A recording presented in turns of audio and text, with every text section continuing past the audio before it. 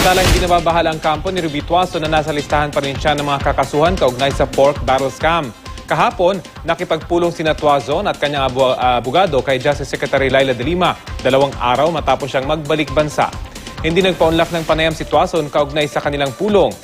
Pero ayon sa kanyang abogado, may ilang detalye raw na pinag-usapan kaugnay sa kanyang provisional status sa Witness Protection Program. Nakapag-file na rin daw sila ng motion sa ombudsman para maialis si Tuazon sa listahan ng mga kakasuhan.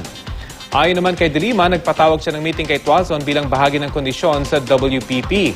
Umaasa ang kampo ni Tuazon na ma-admit ang kanyang aplikasyon bilang state witness.